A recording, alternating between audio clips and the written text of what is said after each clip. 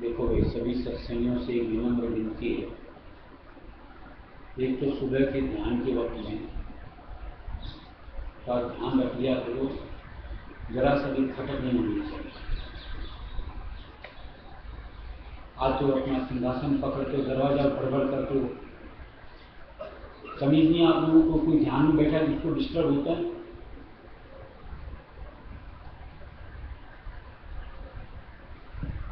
कोई कायदा भी होता है कि नहीं होता है?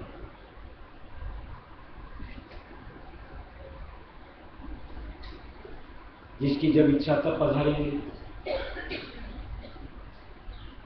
जब आएंगे तब सब जितने बैठे सबको हिलडुल करेंगे। ये तरीका नहीं।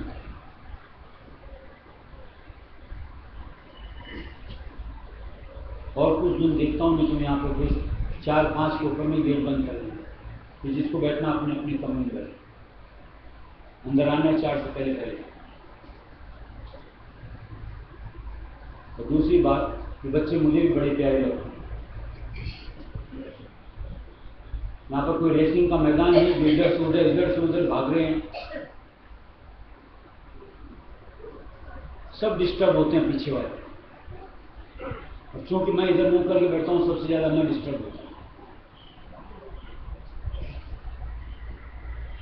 थोड़ा सा ध्यान रखो।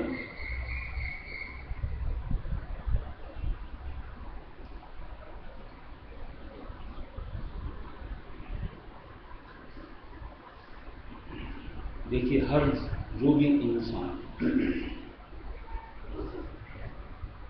उसके जीवन में किसी न किसी का एक का प्रभाव होता है, जिसको आइडियल कहते हैं या आदर्श कहते हैं।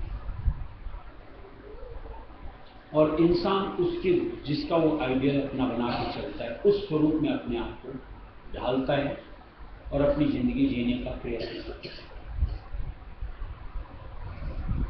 चाहे माँ हो, बाप हो, गुरुजन हो, पारिवारिक कोई सदस्य हो, राजनेता हो, फिल्मी हीरो हीरोइन हो, कहीं न कहीं से एक को आदर्श मानता है और उसका साथ बोलने का, चलने का, जीने का एक अपना स्वरूप बनाने का प्रयत्न करता है।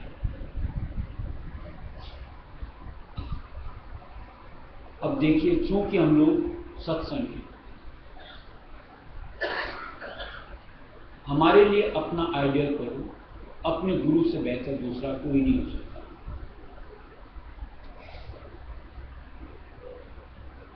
यानी हमें अपने जीवन का आदर्श सिर्फ उनको बनाने का प्रयत्न करना है और उनके पद चिन्हों पर चलने का हमारा मनसा बनना चाहिए।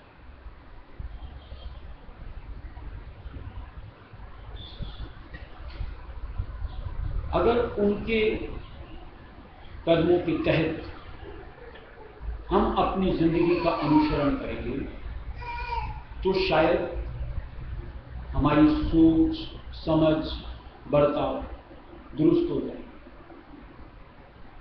और एक सत्संगी का सा स्वरूप हमें झलकने को मिले। जो हमारे गुरुजन होते हैं उनमें शील, क्षमा, दीनता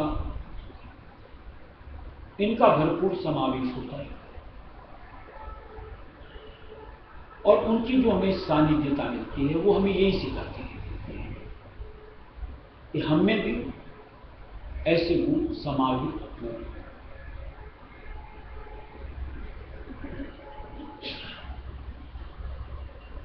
ऐसे भी देखिए, कथन के अनुरूप जैसा रंग करो, संग करो, वैसा इंसान का ढंग बनता है। ये कहावत, आप कुटिल जनों का संग करो, आपने कुटिलता बढ़ेगी। आप कामी जनों का संग करो, आपने काम अंग प्रवाहित हो। लोभी जनों का संग करो, लोभ अंग जागे। और संतों का संग करो, तो ये गुण हमारे में नहीं। हम क्या चाहते हैं? एक सत्संगी के अनुरूप चाहत तो यही होनी चाहिए कि हमारे में कहीं मालिक के से गुण समा जाए ताकि हमारी निर्मल भावना परमार्थ के प्रति प्रेरित हो। हम लोगों ने जैसा देखा बड़े महाराज के संग के साथ में, महाराज के संग के साथ एक आदर्श जीवन कि कैसे एक जिंदगी एक जो परमार्थी के स्वरूप में होनी चाहिए उस अनुसार सुबह से लेके रात तक ताज जिंदगी, यानी जिस दिन चोला छोड़ा उस दिन तक की।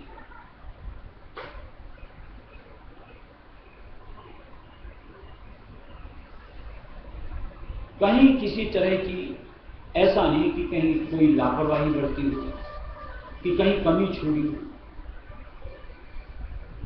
और मैं क्यों, जिन्होंने भी संग किया, जिन्होंने भी अंतिम पल तक उनके साथ अपने आप को रखा, इस बात की गवाही देंगे। तो क्या हमें अपने लिए वैसी दृढ़ता कि मैं भी अपने जीवन को इस अनुसार जीवन धारनी नहीं चाहिए? उस अनुरूप अगर हमारी जिंदगी बन जाती है तो थोड़ा सा विचार करो, हमारे लिए परमार्थी कर्म में शुमार अपने आप को करना कहीं कठिन लग सकता है, चाहे सेवा के निमित्त हो, सुमिरन के निमित्त हो, सत्संग ध्यान भजन के निमित्त हो। निश्चित तौर से हम उसमें आंतरिक इच्छा से अपने आप को वहां जोड़ेंगे और निश्चित तौर से उसमें कहीं ना कहीं समाहित होकर के कुछ न कुछ फल अपने लिए बटोर पाएंगे। ये हर वक्त जो बतौर जानवर हाँकना पड़ता है,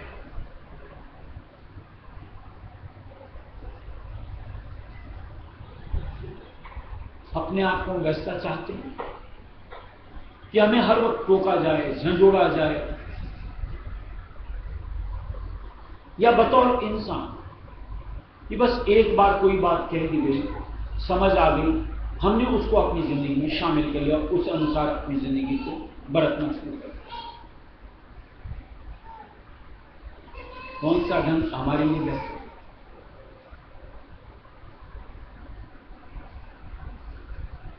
और कोई भी मुद्दे की बात होती है, इतनी तो हम सब गवाही देंगे कि हां ये सत्संगी के लिए सही है। कोई यूं नहीं कि जबरन कोई दबाव देकर के कुछ बात कही जाती, तार्किकता के साथ कि इस बात में इस तरीके से जीव का हित है और हम जीव अंश हैं, यानी उसमें कहीं ना कहीं हमारे लिए भला है।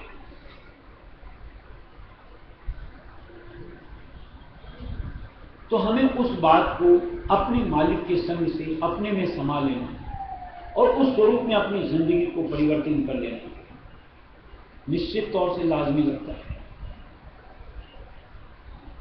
जैसे छोटी सी बात, आज सुबह जल्दी उठ करके मालिक का ध्यान भजन सत्संग सुमिरन करना। देखा हम लोगों ने बड़े महाराज को, महाराज को हर वक्त सत्संग में हम लोगों को कहा जाता है कि क्या हमें उसको अपनी जिंदगी में जोड़ना नहीं चाहिए कि सुबह जल्दी उठो, ध्यान भजन करो, सत्संग करो, मालिक की सेवा में अपने आप को जोड़ो, मालिक से अपने आप को कनेक्ट करो। अपने लिए फायदे की बात नहीं लगती? हमें क्यों नहीं करना चाहिए या हम क्यों नहीं कर रहे? क्या है इसमें ऐसा कि जिसको हम मानने में हमेशा विवशता दिखाते हैं या आलस्य दिखाते हैं? होश नहीं कि हमने अपना कितना अकाज कर दिया तब से अब तक, और अब भी अगर नहीं चेते तो आइंदा ऐसी जिंदगी निरर्थक चली जाएगी।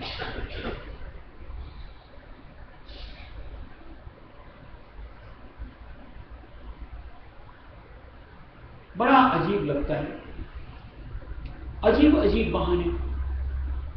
रात को नींद नहीं आती तो सुबह उठा नहीं जाता। रात को अपने साथ परेशानियां क्यों समेट करके सोचो? नींद नहीं आती?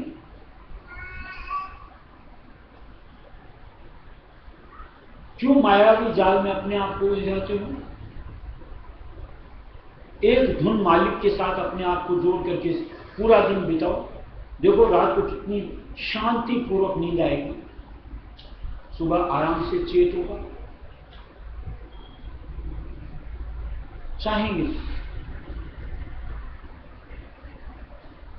ये बात सुनते सुनते हम लोगों ने बचपन से लेकर के उसको गंवा दिया, किशोर अवस्था गंवा दी, जवानी की अवस्था गंवा दी, बुढ़ापे में भी आकर के अब भी चेत नहीं कर, तो आखिर कब?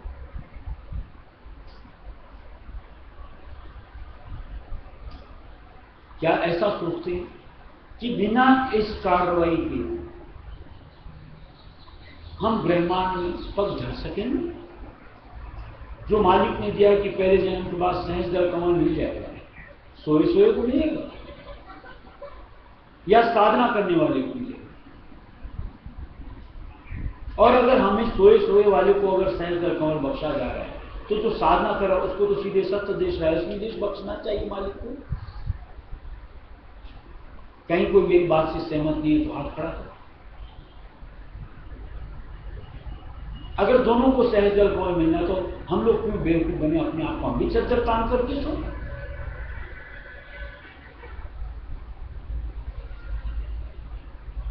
हम भी दुनिया के भोग विलास में बातों में रस लेना शुरू करो अगर ऐसे ही मिलने वाला हो तो।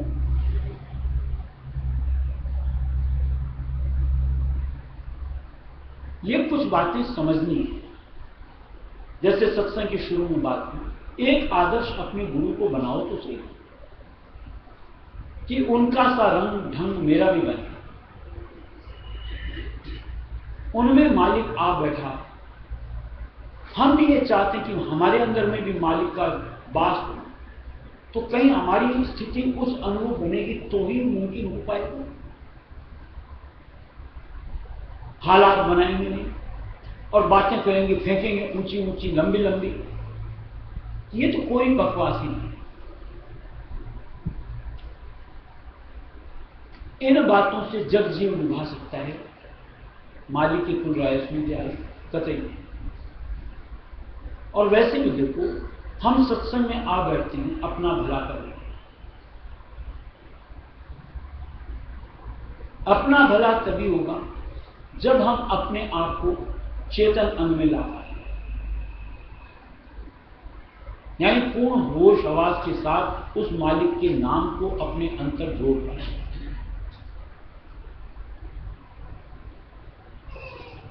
जब तक चेतन अंग से मालिक के नाम के साथ अंतर इंटरकनेक्ट अंतर में होंगे ही नहीं, तो कैसे उस मालिक को आने का जरिया बनेगा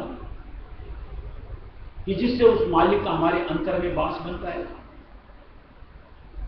बातें ही समझने लायक और निश्चित तौर से समझ में आनी चाहिए। हमेशा कहा जाता है अपनी वृत्ति को समेटो, इंद्रिय द्वारों को समेटो, बाहर की जगह अंतर का रूप दो। न जाने कितनी मर्तबा सुना है, बड़े महाराज से लेकर के अब तक। कभी मन बनता है, कभी मन प्रयत्न किया कि मुझको बाहर नहीं, इधर मालिक की ओर हमको अपने आप को समेटना है, बढ़ना है। कहीं उधर छिटक दिखाई अपन में? अगर नहीं तो कैसे अपन सोच रहे हैं कि ये जन्म हमारा सार्थक हो? संतों की शरण मिलने के बाद भी अगर जीवन निरर्थक जा रहा है तो इससे बढ़कर के अफसोस की दूसरी कोई बात नहीं हो सकती। हर सुजोग मालिक ने मुहैया करा दिया और हम उसको यूं ही जाया करते चले जा रहे हैं, वेस्ट। और निश्चित तौर से ऐसे जीव अंत में सिर्फ धुन धुन के पछताएंगे, लेकिन उस पछतावे से कोई मसला नहीं हल होने वाला। और इसीलिए महाराज ने दिया है कि चेत सके तो चेत प्राणी, सुंदर मौका है यह। अगर चेतना है तो चेत, इससे बेहतर समय और नहीं मिलने वाला, न तो इस जिंदगी में और न आइंदा इस अनुरूप जिंदगी जीने के जरिए से आगे की जिंदगानियों के अंदर। क्योंकि जहां इस अनुरूप इस जिंदगी को हम जी रहे हैं, उस अनुरूप कहीं हमारे कर्म हमारे साथ आगे बढ़ेंगे, जाएंगे, और उस अनुरूप फिर हमारे मन की स्थिति दबाव के साथ होगी, यानी वहां भी हमारी लय नहीं बन पाएगी। कैसे परमात्मा संवरेगा, कैसे सुधरेगा, और हम कैसे मालिक के उस शब्दार्थ को अपने से जोड़ कर उसका आनंद ले पाएंगे? थोड़ा विचार करो।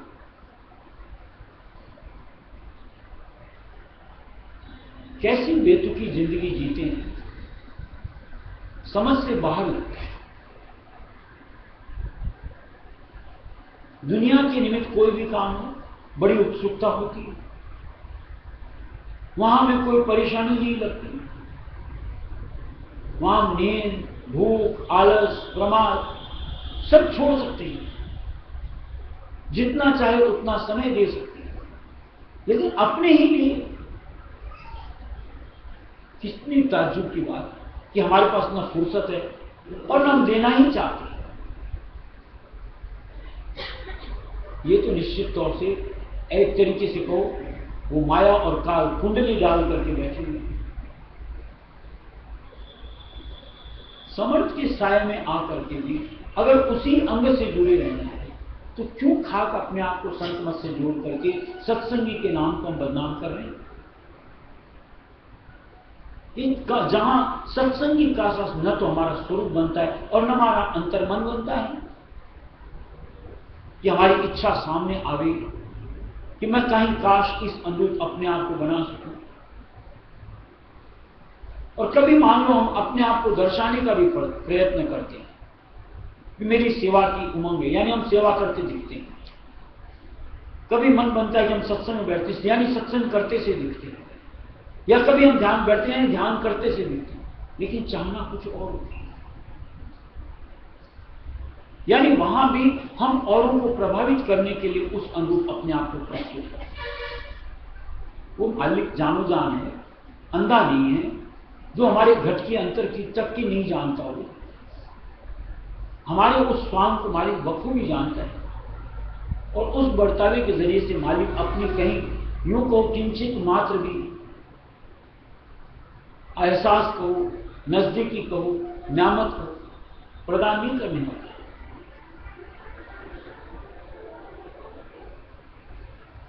मालिक की तरफ से तो जो वचन कॉल दिए हुए हैं, आप अंतर चाहत के साथ चाहे एक पल ही जुड़ो, उसमें मालिक आपको निहाल कर देता है।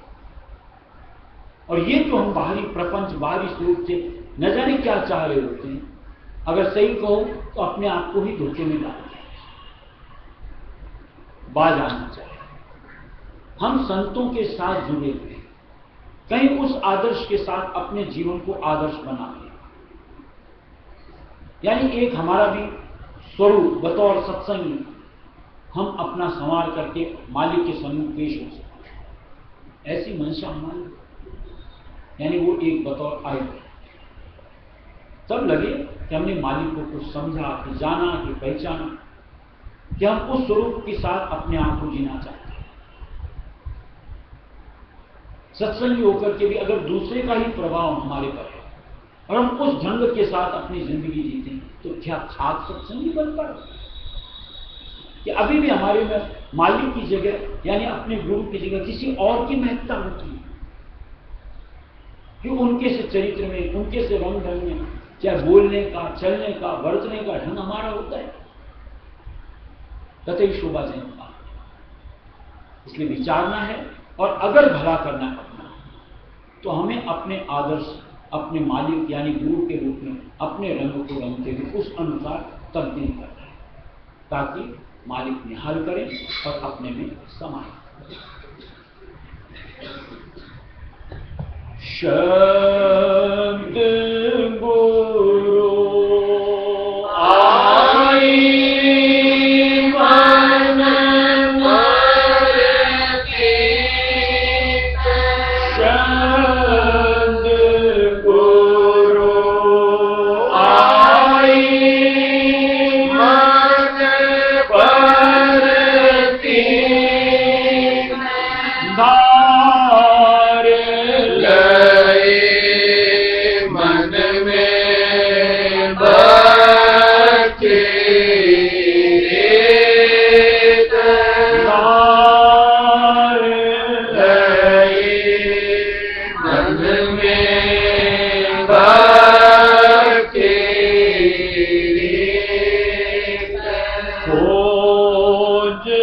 बहु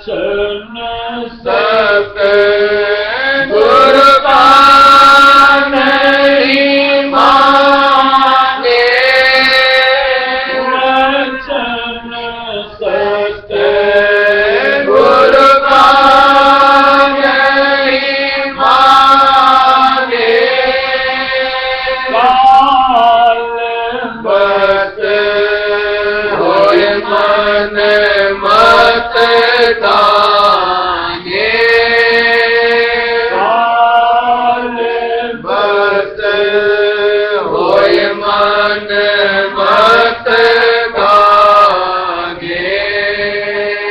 बहुत मैं समझाया उनको, बहुत मैं समझाया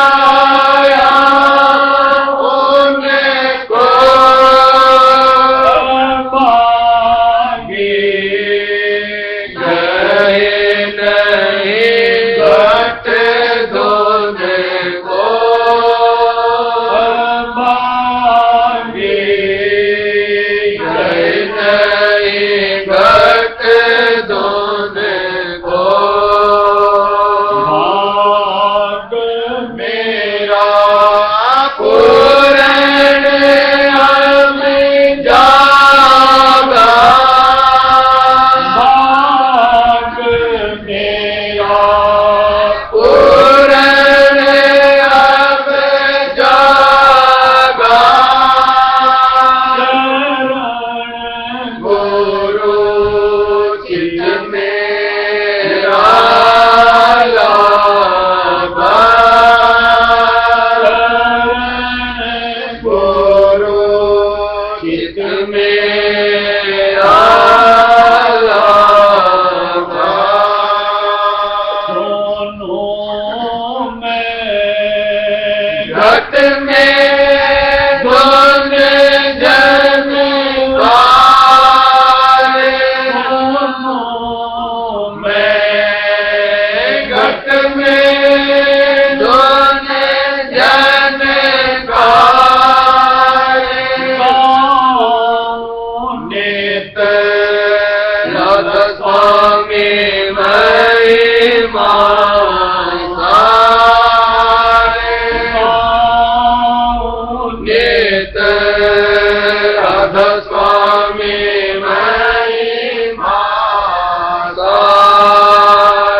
गगन चरण गुरु आरती गाओ, गगन चरण गुरु आरती गाओ, अमर पूरे सत्य पुरुष ध्याओ, अमर पुर सत्य पुरुष ध्याओ।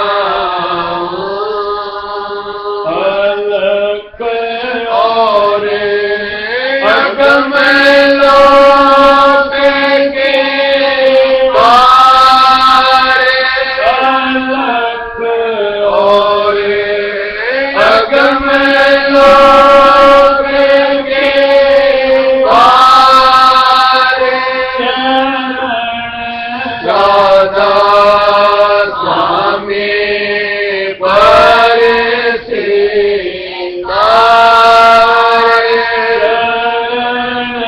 राधा स्वामी पर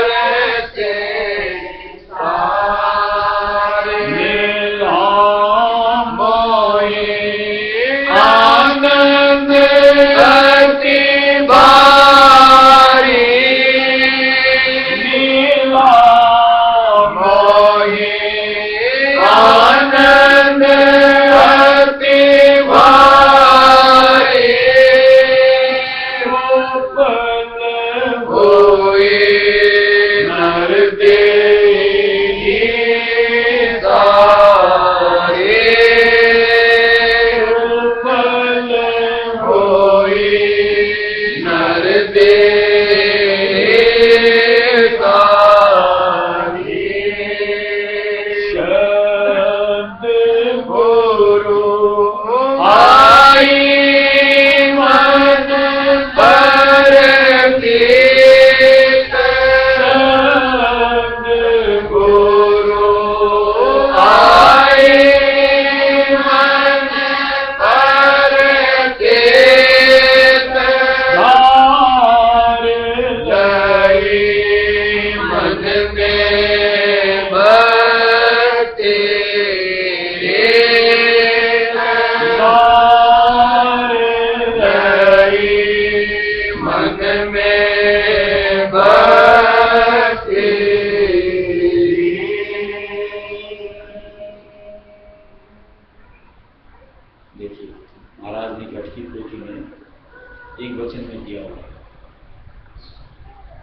जैसे कुएं में कोई बाल्टी गिर जाती है, उसको निकालने के लिए एक बिलाई ऐसे अंकुरों वाली रस्सी के सहारे उसमें डाली जाती है और उसको ऐसे गोल गोल घुमाते हैं। अब वो बाल्टी है, अगर उस अंकुरे में फंस गई तो ऊपर खींच के निकाल दी जाती है। यहां पर मालिक जिनको हमारे उद्धार के निमित्त भेजते हैं, जिनको हम गुरु कहते हैं, उनकी भी प्रक्रिया इस मंडल में हम जीवों के साथ होती है कि कहीं हम उनके कहे में आकर के उनसे जुड़ जाए तो मालिक हमको खींच करके निकाल देते हैं। अब हम उसके उनसे जुड़ने में कोताही बरतें, छिटक छिटक करके दूर भागें, क्या उपचार? यानी जहां थे वहीं के वहीं अपने आप को पाएंगे।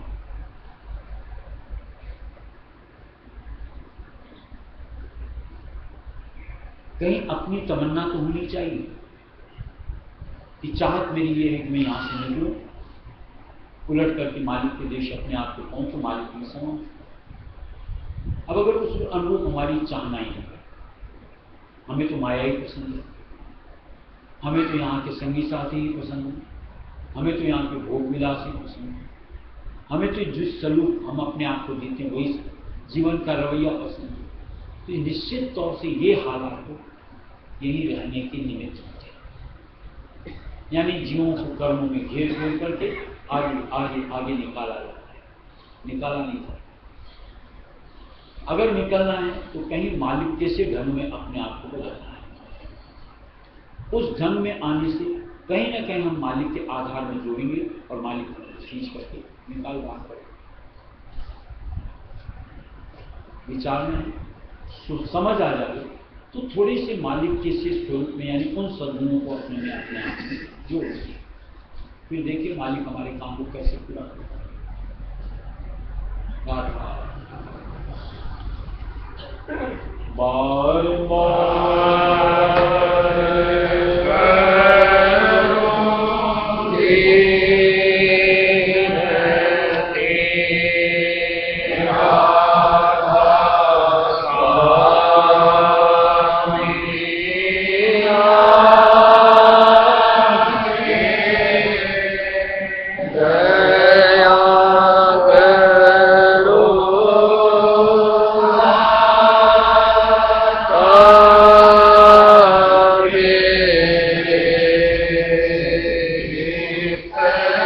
Jai